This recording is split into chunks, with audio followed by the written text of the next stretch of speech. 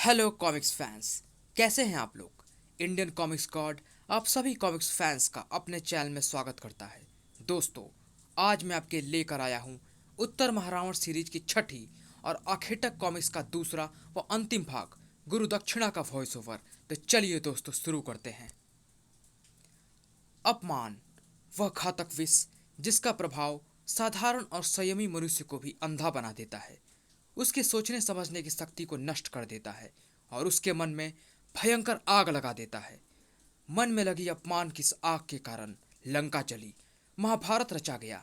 इतिहास के पुस्तकों में अपमान की आग से मचे विनाश के हजारों कांडों का उल्लेख है और आज इस पुस्तक में एक और अध्याय जुड़ने जा रहा है। हमारा घोर अपमान करने वाला परिलोक का वह परा भोकाल पृथ्वी पर अपना अधिकार जमाने के लिए मानवता की भलाई में कार्यरत होने का ढोंग कर रहा है। हमें गुरु दक्षिणा में उसकी ढाल और तलवार चाहिए गंगज।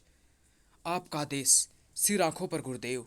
शीघ्र ही भोकाल की ढाल और तलवार आपके चरणों में रखकर मैं आपको दूंगा गुरु दक्षिणा। अपने गुरु को गुरु दक्षिणा देने के लिए विकास नगर राजधानी की तरफ बढ़ गया गणगज। लेकिन राजधानी पहुंचने के लिए उसे पार करनी थी गंगा, और गंगा को पार करना इतना आसान ना था। लेकिन यह बात जब गंगज को पता चली तब तक देर हो चुकी थी, क्योंकि वह जकड़ा जा चुका था मृत्यु रूपी उन भुजाओं के सिकंजे में जिनका स्वामी था। मकराक्ष को बहुत दिनों बाद तुझ जैसे हष्टपुष्ट शिकार मिला है। तेरे इन मांस को चबाकर इन दांतों को बहुत आनंद मिलेगा। शिकार हष्टपुष्ट हो, उसकी तरफ सोच समझकर दांत बढ़ाने चाहिए मकराक्ष, क्योंकि उसके मांस को चबाने में आनंद की जगह भयंकर पीड़ा भी मिल सकती है। धड़ाक! गंगज के प्रहारों ने मकराक्ष की पीड़ा के साथ साथ उसके क्रोध को भी भड़काया। पानी में मकराक्ष से पैर करके तूने अपनी मृत्यु को और भी दर्दनाक बना लिया है, क्योंकि पानी मुझे हर क्षण नई शक्ति प्रदान करता रहता है। ऐसा है तो अब हम यह लड़ाई पानी में नहीं, पानी से बाहर जाकर लड़ेंगे। धड़ाक! मकराक्ष को पानी से बाहर फेंकने के बाद गंगज खुश भी तेजी से पानी से बाहर निकला। अब दिखा कितनी शक्ति है तुझमें। पानी के अंदर मकराक्ष की शक्ति अपरंपार है, परंतु तुझ जैसे कीड़ों को मकराक्ष धरती पर ही मार सकता है। मकराक्ष के मजबूत पंजों को अपने शक्तिशाली हाथों से रोककर उससे भिड़ गया गंगज। लेकिन वह मकराक्ष की उस पूंछ से एकदम अनजान था, जो धीरे धीरे प्रहार करने के लिए उसकी तरफ बढ़ रही थी। और मकराक्ष की उस पूंछ ने अवश्य ही कोई गजब ढाना था कि तभी उस पूंछ से आ लिपटी किरणों की वह रस्सी जो भोकाल के माथे पर सुशोभित प्रहारा से निकली थी, अगर इधर से गुजरते हुए मेरी दृष्टि इस दृश्य पर ना पड़ जाती तो इस चालाक मगर राक्षस ने उस वीर युवक को अपनी घातक पूंछ का शिकार बना ही लिया होता। भोकाल का अचानक वहां आ पहुंचने से मकराक्ष गंगज पर प्रहार करने का जो अवसर चूक गया था, वह अब उसे दोबारा नहीं मिलने वाला था, क्योंकि अब वह गंगज के क्रोध का शिकार बनने जा रहा था। तुम जैसे घातक प्राणियों का धरातल पर कोई काम नहीं, इसीलिए जाओ, सदा के लिए खो जाओ जल की गहराइयों में। छपाक! गंगज के शौर्य और पराक्रम के उस अद्भुत कारनामे को देखता भोकाल उसकी पीठ थपथपाए बिना न रह सकता। शाबाश वीर पुरुष, शाबाश। तुम्हारी वीरता और तुम्हारे बाहुबल पर विकासनगर एक दिन अवश्य ही गौरवान्वित होगा, परंतु अभी तुम में परिपक्वता की कमी है। अगर ऐसा ना होता तो तुम मकराक्ष की उस पूंछ के प्रति अवश्य ही सावधान रहते, जिसका वार तुम पर अत्यंत घातक सिद्ध होता। सहायता के लिए धन्यवाद श्रीमान। धन्यवाद की कोई आवश्यकता नहीं है पराक्रमी। तुमने एक बार फिर भोकाल की सहायता करके उसे अपना ऋणी बना लिया था। भोकाल ने तुम्हारी सहायता करके वह ऋण चुका दिया। इस घटना के बारे में जानने के लिए पढ़े आखेटक। भोकाल? यह यह भोकाल था? किंग कर्तव्य विमूढ़ था अपनी आंखों से ओझल होते उस भोकाल को देखता रह गया गंगज, जिस तक जल्द से जल्द पहुंचने को व्यग्र थे उसके कदम, जिस पर झपट पड़ने को मचल रहे थे उसके हाथ। लेकिन अब न कदम उठने के लिए तैयार थे और न ही हाथ। बेजान प्रतिमा की भांति स्तब्ध खड़ा था वह, और न जाने कब तक वह वैसे ही खड़ा रहता अगर उस तेज शोर ने उसका ध्यान अपनी तरफ ना खींच लिया होता। और वह तेज शोर था उन पशुओं का जो गंगा के जल के प्रवाह में फंस गए थे, जो प्रचंड वेग से बढ़ रहा था। पा, पा, और बढ़ता ही जा रहा था। सा, उह! तेजी से बढ़ता जा रहा है गंगा का प्रवाह का वह वेग उन निरीह पशुओं की मृत्यु का कारण बन सकता है। मुझे उन पशुओं को बचाना होगा और उसके लिए रोकना होगा गंगा के प्रचंड प्रवाह को। गंगज ने संभाल लिया अपना धनुष बाण और दूसरे ही क्षण दिखा दिया कि वह ऐसा विलक्षण और अद्भुत धनुर्धर था जिसके बाणों में पर्वतों को चकनाचूर करने की शक्ति और सेना के प्रवाह को रोक देने की क्षमता थी। क्षमा करना मां गंगे, निरीह पशुओं को काल के काल में चाहता न दे सका मैं, इसीलिए आपका प्रवाह रोकने का दुस्साहस कर बैठा। और यह दुस्साहस करके तुमने दिखा दिया कि हम जो तुम्हारी परीक्षा ले रहे थे उसमें तुम 100% सफल हो। गंगा माँ, अपने पुत्र का प्रमाण स्वीकार करो माँ। आपने मेरे समक्ष साक्षात प्रकट होकर मुझे धन्य कर दिया माँ, मुझे धन्य कर दिया। हमें तुम पर गर्व है पुत्र, हमें विश्वास है कि तुम हमारे दूध की लाज रखते हुए अपने पराक्रम और अपने विनयशीलता की कीर्ति पताका संपूर्ण विश्व में फहराओगे। जाओ पुत्र, हमारा आशीर्वाद सदा तुम्हारे साथ रहेगा। फिर गंगा अथाह जल में विलीन हो गई और गंगज अपनी राह चल पड़ा। लेकिन अब उसके कदम राजधानी की तरफ नहीं, वापस आश्रम की तरफ बढ़ रहे थे। और ऐसा इसलिए कि भोकाल को देखकर उसके मस्तिष्क में भावनाओं का जो तूफान उठा था उसे महायोगी योगेश्वर ही शांत कर सकते थे। या तो तुम्हें हमारे कथन पर विश्वास नहीं है, या फिर तुम भोकाल को देखकर उसके तेज से ऐसा भय खा गए हो कि गुरु दक्षिणा देने के अपने वचन से मुकरना चाहते हो। क्षमा करें गुरुदेव, मेरा ऐसा कोई मंतव्य नहीं है, परंतु फिर भी ना जाने क्यों मेरा हृदय यह कहता है कि भोकाल सच्चे हृदय से पृथ्वी और मानवता की सेवा में रत है।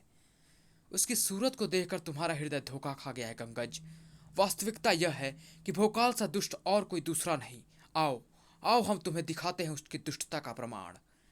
गंगज के मन मस्तिष्क में भोकाल के प्रति जहर भरने के लिए गहरा षड्यंत्र रच चुका था वह महायोगी, जिसे परवान चढ़ाने के लिए वह उसे गंग कबीले ले गया था। यह तुम्हारा कबीला है गंगज, इसकी जो दुर्दशा तुम देख रहे हो इसका उत्तरदायी मात्र भोकाल ही है। कुछ समय पूर्व यह कबीला तुम्हारे पिता के पास मौजूद जलमणि के प्रताप के कारण सुख समृद्धि से भरपूर था, परंतु भोकाल को वह सुख समृद्धि फूटे आंख न भाई। उसने तुम्हारे पिता की हत्या करके जलमणि हथिया ली। नहीं, सत्य यही है पुत्र गंगज, और उसका प्रमाण यह है कि जलमणि उस हत्यारे भोकाल के पास है। महायोगी सत्य कह रहे हैं सरदार पुत्र, हमारे कबीले को तबाह करने के लिए भोकाल ने न मात्र सरदार की हत्या की, बल्कि विकासनगर के सैनिकों के साथ हमारे कबीले में जमकर लूटपाट भी की। हाँ सरदार पुत्र, हमारे कबीले के दुर्दशा का उत्तरदायी भोकाल ही है। कबीले वालों की करुण पुकार ने गंगज को मेघ की भांति गरजने के लिए विवश कर दिया।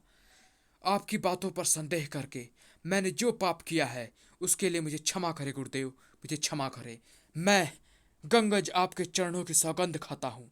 मैं आपको भोकाल की ढाल और तलवार तो लाकर दूंगा ही, साथ ही उसका कटा हुआ सर भी लाकर दूंगा। तुम्हारे यही तेवर देखने के लिए हमने कुछ कबीले वालों को अपने साथ मिलाकर योजना बनाई थी। विकासनगर राजधानी सुखी व खुशहाल था जिसका हर नागरिक, लेकिन वे सुखी और खुशहाल रहने नहीं थे, क्योंकि आज उनके सुखों और खुशहाली पर ग्रहण लगाने आ पहुंचा था जल का वह प्रचंड वेग। बूम! बचाओ! और आ पहुंचा था गंगज, जिसने धारण किया हुआ था गंगास्त्र। गंगास्त्र धरती पर जहां भी टकराया था वहां से धरा के सीने को फाड़ता पूरे वेग से गंगा बाहर निकलती, बड़ा सर, और प्रचंड वेग से प्रलय मचाने लग जाती। बचाओ! नगर में आई भीषण बाढ़ का जिम्मेदार वह है, रोको उसे। बिना एक भी क्षण गवाए सैनिकों ने गंगज को घेर लिया। अपना अस्त्र फेंक कर आत्मसमर्पण कर दो, अन्यथा असमय ही मृत्यु को प्राप्त होगे। प्रलय को मृत्यु का भय दिखाकर डराना चाहते हो मूर्खो। शायद तुम नहीं जानते कि जब प्रलय आती है तो मृत्यु भी दुम दबाकर भागती है। धरा के सीने को फाड़ कर निकली गंगा की सैकड़ों धाराएं सैनिकों के शरीरों को सूखे पत्तों की भांति फाड़ती चली गई। वातावरण सैनिकों की चीख पुकारों और गंगज के ठहाकों से गूंज उठा। प्रलय ऐसे ही तब तक राजधानी की गलियों में अपना तांडव करती रहेगी जब तक भोकाल मेरे सामने नहीं आ जाता। रोक अपने इस विनाश को मूर्ख युवक, और देख भोकाल तेरे सामने खड़ा है। अच्छा हुआ तू शीघ्र ही मेरे सामने आ गया भोकाल, अन्यथा मेरे क्रोध की लहरों में बह गया होता समस्त विकासनगर। तुझे विकासनगर का रक्षक समझकर मैंने बहुत बड़ी भूल की थी। अब इससे पहले कि मैं तेरी गर्दन को तेरे धड़ से अलग करके अपने उस भूल को सुधारूं, मैं तेरे इस पागलपन का कारण जानना चाहता हूं। मेरे पिता गंगादास की जो जलमणि तुम्हारे पास है भोकाल, वह मुझे वापस चाहिए। ओह, तो तुम गंगादास के पुत्र हो। अगर तुमने यह बात मुझे पहले ही बता दी होती तो मैंने जलमणि को सहर्ष तुम्हें सौंप दिया होता। गंगादास को दिए वचन को पूरी निष्ठा के साथ निभाते हुए भोकाल ने जलमणि गंगज के हाथ में रख दी। यह लो जलमणि, और अब अपनी प्रलय को रोको। गंगज के चेहरे पर चट्टानों के कलेजे हिला देने वाले भाव थे। मेरा उद्देश्य केवल जलमणि नहीं, तेरी ढाल, तलवार और तेरी गर्दन है। जब तक ये तीनों वस्तुएं भी मुझे नहीं मिलेंगी तब तक यह प्रलय नहीं रुकेगी। दुष्ट हत्यारे भोकाल। खचाक! उह! मेरी बात सुनो गंगज, जैसा तुम कह रहे हो मैं वैसा नहीं हूं। तुम्हें अवश्य ही कोई गलत फहमी हुई है। ओह! मुझे स्पष्टीकरण नहीं, तेरी ढाल, तलवार और तेरा सिर चाहिए भोकाल। दे सकता है तो दे, और रोक ले इस प्रलय को। उफ! यह मूर्ख तो मेरी बात सुनने की जगह मुझे समाप्त करने पर उतारू है, और अपने प्रयास में वह सफल भी हो जाएगा अगर मैंने तुरंत ही अपना बचाव नहीं किया तो। प्रहारा से छूटी किरणों से बनी उस बड़ी ढाल को भोकाल ने अपने हाथों में संभाला और उसे तुरंत ही अपने सामने कर लिया। अपने बचाव के लिए तो जो ढाल तूने थाम रखी है वो बेहद मजबूत तो अवश्य होगी भोकाल, परंतु जिस गंगास्त्र के सामने विशाल पर्वत श्रृंखला भी पनाह मांगती है, उसके सामने क्या बिसात है इस ढाल की, और क्या बिसात है तेरे साहस और बल की। चाका! भोकाल के शरीर को कई हिस्सों से चीर कर निकल गई कई तीव्र जलधाराएं। इसी के साथ भोकाल से कंठ से निकला वह चट्टानों को भी कपा देने वाला स्वर। भोकाल के धैर्य की परीक्षा मत ले गंगज, रोक अपने हाथों को, बंद कर इस विनाश को। ये हाथ तेरी तलवार और ढाल को पाकर ही रुकेंगे। यह विनाश तेरे शीश के कटने के साथ ही थमेगा। अब टूट गया था भोकाल के सब्र का बांध। मैं गलती पर था जो मैंने तुझे विकासनगर और मानवता के रक्षक की झलक देखी। तू तो विकासनगर को मटिया मेल करने वाला और मानवता का सबसे बड़ा शत्रु निकला। इसीलिए ना तो तेरे हाथों को यह प्रलयंकारी अस्त्र धारण करने का कोई अधिकार है, और ना तेरे शरीर को अधिकार है प्राण धारण किए रहने का। गंगा पुत्र की वह अंतिम चीख चीरती रह गई गंगा के कलेजा। गंगज! धरा को फाड़ कर अपने पुत्र तक पहुंची। वह तो पीड़ा से फट पड़ा उसका सीना। जिन हाथों में हमने विश्व हित हेतु गंगा से थमाया था वह कट गया। जिस शरीर को हमने अपना दूध पिलाकर पाला वह लहूविहीन हो गया। कैसे कैसे हुआ ये? किसने किया यह अनर्थ? आंसू भरी आंखें जब क्रोध से तपने लगी तो उन्हें नजर आया भोकाल का चेहरा। एक मनुष्य ने किया यह अन्याय जिसका दंड सारी मानवता को भुगतना होगा। प्रतिशोध की आग से धधक उठी गंगा। भगवान शिव के जटाव से आजाद होने की तड़िए तड़प उठी वह। हे शंभु, हे नीलकंठ, महाभारत काल में अपने पुत्र भीष्म के साथ हुए अन्याय को चुपचाप सह लिया हमने, परंतु आज आज चुप नहीं रह सकते। हमें अपनी जटाओं से मुक्त कर दीजिए, क्योंकि अपने साथ हुए इस घोर अन्याय का प्रतिशोध लेना है हमें। पानी में मिलाना है उसके जीवन को जिसने गंगा के दूध को रक्त रंजीत कर डाला है।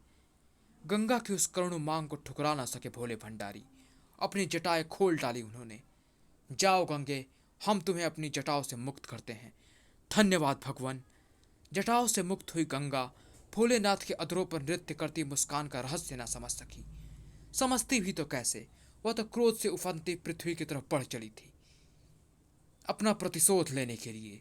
अब कुछ ही क्षणों में गंगा का पृथ्वी से टकराव होना निश्चित था, और इसी के साथ निश्चित था संपूर्ण पृथ्वी का विनाश, क्योंकि गंगा के प्रचंड वेग को सह पाती पृथ्वी में इतनी शक्ति कहाँ थी, और यह बात प्रतिशोध की आग में जलती गंगा भूल गई थी। लेकिन पृथ्वी पर आने वाले इस प्रचलय का भोकाल को पूरा ज्ञान था। ओह! माँ गंगा के क्रोध से मचने वाली प्रलय को मुझे रोकना होगा। दूसरे ही क्षण चीख पड़ा भोकाल। पृथ्वी से टकराने की भूल ना करिए माँ गंगे, कृपया रुक जाइए। हमारे पुत्र का वध करने का पाप करके हमें रुकने को कह रहा है दुष्ट। तुमने जो अपराध किया है उसका दंड पृथ्वी को भोगना ही होगा पापी। उस महाबली का गला रूंधता चला गया। ठीक कहा माँ, मैं पापी हूँ, क्योंकि मैंने एक ऐसे व्यक्ति का वध किया है जिसके कारण पूरे पृथ्वी पर संकट के बादल मंडराने लगे थे। हाँ, मैं पापी हूँ माँ, मैं पापी हूँ, क्योंकि मैंने एक ऐसी शक्ति का नाश किया है जो किसी के बहकावे में आकर संपूर्ण मानवता के लिए आतंक का पर्याय बन रही थी। हाँ, मैंने बहुत पाप किए हैं माँ, मुझे अपने लहरों के आंचल में समेट लो। ताकि आपकी प्रतिशोध की ज्वाला ठंडी हो सके और मुझे माँ की वह गोद मिल सके जिसके लिए मैं सदा तरसता आया हूँ। वह गोद जिसकी तलाश में ही मैं परिलोक से पृथ्वी पर आया था। परंतु कृपया कीजिए, पृथ्वी के निवासियों पर उनका इसमें कोई दोष नहीं है। मेरे पापों का दंड उन्हें न दीजिए। फिर कुछ न बोला भोकाल। सिर झुकाए प्रतीक्षा करने लगा अपने उस विनाश की जो क्रोध से उफनती गंगा के रूप में उसकी तरफ बढ़ रहा था और एक क्षण बाद ही उस तक पहुंचने वाला था, उसका अस्तित्व मिटाने के लिए। लेकिन आज भोकाल के अस्तित्व के साथ साथ गंगा की पाप धोने वाली छवि को भी मिट जाना था, क्योंकि आज गंगा पाप धोने के लिए नहीं बल्कि एक पाप को मिटाने वाले अस्तित्व को धोने जा रही थी। और ऐसा हो भी जाता अगर गंगा रुक न जाती और भोकाल को आशीर्वाद देकर वापस न लौट जाती। तुमने हमारी आंखें खोल दी पुत्र। पापी तुम नहीं, हमारा पुत्र गंगस था जो महायोगी योगेश्वर के बहकावे में आकर दुष्कर्म करने निकल पड़ा था। तुम्हें अपने क्रोध का लक्ष्य बनाकर हम अपने नाम पर एक ऐसा कलंक लगाने जा रहे थे जिसे हम कभी नहीं धो पाते। तुमने हमें अपवित्र होने से बचा लिया पुत्र, तुम धन्य हो।